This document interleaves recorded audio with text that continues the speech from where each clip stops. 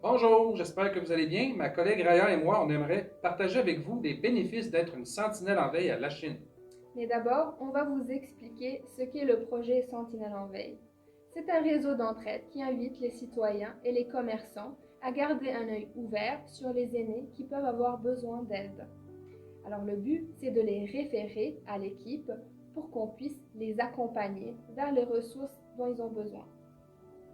Cet accompagnement est très important pour eux car on constate que plusieurs aînés ne connaissent pas les ressources à la Chine.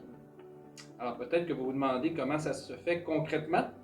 Vous, c'est simple, comme sentinelle, vous gardez l'œil ouvert, vous apercevez un aîné qui pourrait avoir besoin d'aide, vous vous présentez en tant que sentinelle et vous référez à notre équipe. Il peut s'agir d'un voisin aîné que vous connaissez déjà un peu. Ça peut être un aîné que vous ne connaissez pas, que vous apercevez sur la rue, dans un parc ou au centre commercial, à la pharmacie. Il peut s'agir d'un aîné qui souffre en ce moment d'isolement en raison de la COVID et qui apprécierait par exemple de recevoir des téléphones d'amitié. Ça pourrait être un aîné qui aurait besoin de transport et d'accompagnement pour ses rendez-vous médicaux, ou alors d'autres besoins comme de l'aide alimentaire ou du soutien pour les proches aidants. Alors vous pouvez imaginer les bienfaits d'un tel geste, mais on va quand même les expliquer. Le premier, c'est qu'avec un tel geste de bienveillance, on participe à la construction d'une communauté bienveillante, c'est-à-dire plus sécuritaire, plus inclusive, pour l'aîné qu'on rencontre, qu'on croise, mais aussi pour nous en tant qu'aînés de demain. Ces petits gestes de bienveillance-là, ça fait une belle différence dans la vie des aînés. Ça crée des échanges significatifs dans la vie quotidienne et surtout, si ces personnes ne profitent pas des services qui sont disponibles, et encore plus davantage en ce moment, en temps de pandémie. Bien sûr, ça va arriver aux sentinelles de parler avec un aîné qui n'a pas besoin d'aide. Mais selon notre expérience au sein de l'équipe de Sentinelles en veille, les échanges et les remerciements qu'on reçoit souvent, ça démontre le fait qu'ils apprécient beaucoup d'être écoutés. Ça fait toujours chaud au cœur à chaque fois.